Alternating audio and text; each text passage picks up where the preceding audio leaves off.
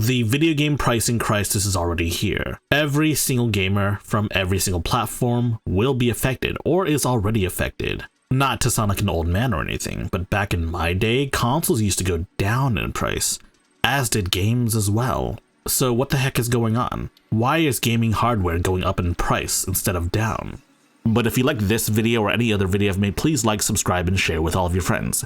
And in the meantime, why don't you check out Off the Console? It's a brand new podcast created by me, Gardner Bryant, and Games Revealed, with guest stars occasionally. And while yes, it's on YouTube, it's also available wherever podcasts can be found, like Spotify or Apple Podcasts. Check it out.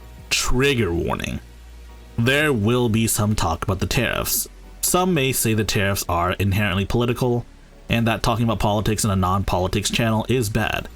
But I will tell you is I am going to talk about it when it affects me and my hobbies directly, so there's that. Microsoft has decided to increase the prices of all things Xbox. And heck, they've even announced that some future Xbox titles will be $80. How much will each Xbox jump up in price? It really depends on the models. The low-end SKUs are going up $80. Most of the SKUs are going up $100 though, and the most expensive one, the 2TB model, is going up $130. Accessories aren't spared either. Some accessories like the Elite controller are jumping up in price substantially, as are the Xbox headphones. I certainly understand why these moves are happening. Over 95% of all consoles are made and shipped out of China. But at the same time though, it is a baffling move given that Xbox is currently in third place among all the console manufacturers right now. Like, even as we speak, there are 5 times as many PS5s in the wild as there are Xboxes. It's a pretty dire situation for Xbox, and Xbox prices are only going up. And yes, the PS5 has not gone up in price yet, but it most certainly will following the news of this happening. The same circumstances that affect Microsoft also affect Sony as well. Now, if PlayStation's prices were to go up, then it would make the Switch 2 the most affordable option out of all of these? Man, it's crazy how things change. But of course, hardware is only one half of the video game experience. The other half is of course the games themselves. And yes, Microsoft has confirmed Xbox games will be going up to $80. Now, I don't think this applies to games that are already released, but certainly future titles. Now, as soon as Nintendo announced that Mario Kart 8 and a bunch of other Nintendo Switch 2 games are going up to $80, it was only a matter of time before everyone else followed suit. Let's be honest, it was a foregone conclusion. Microsoft has jumped in on the bandwagon and they are getting a lot of hate for it. And because $80, I mean, come on, dude. And as soon as the hate dies down, other companies will follow suit as well.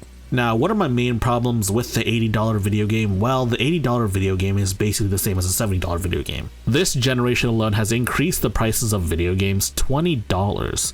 And what do you get for those $20? Well, nothing you didn't get before, but only more expensive now. Like, the $70 video game wasn't somehow an improvement over the $60 video game, it just costed more. And the $80 video game is going to be the same as well.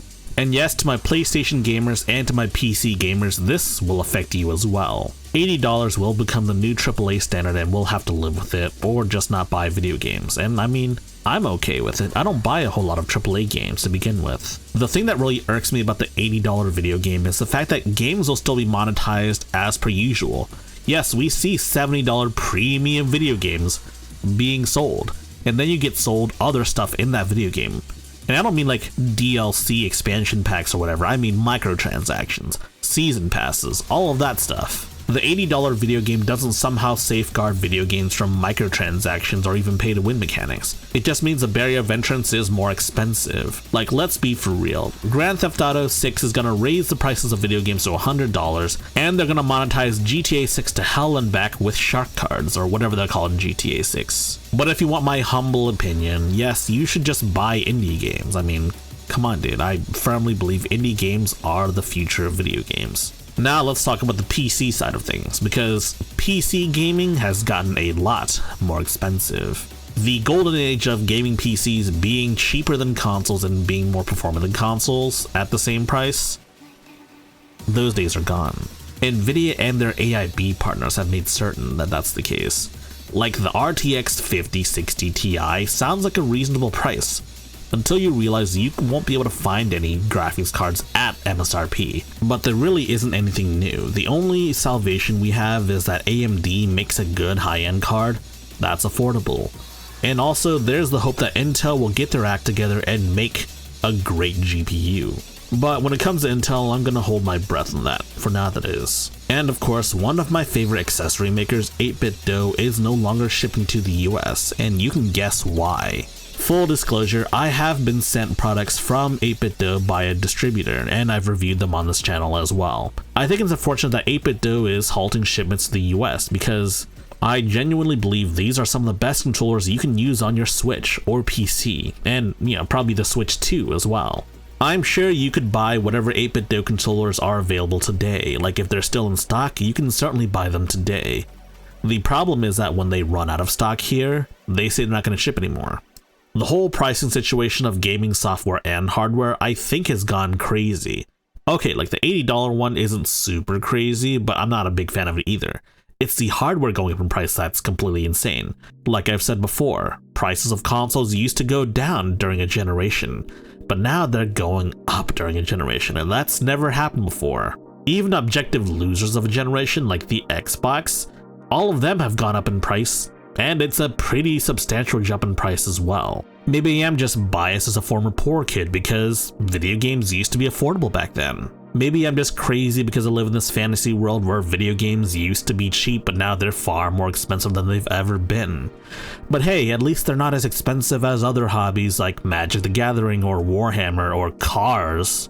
Like, I am of the firm opinion that everyone needs a hobby, and video gaming just happens to be still one of the cheapest hobbies out there. It's just the fact that getting more expensive may alienate some people, and may alienate some poor people as well.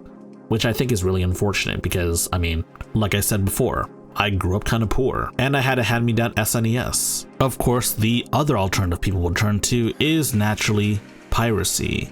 I don't necessarily endorse piracy. I think you should support developers whenever you can. But I will say some people will turn to piracy because of prices.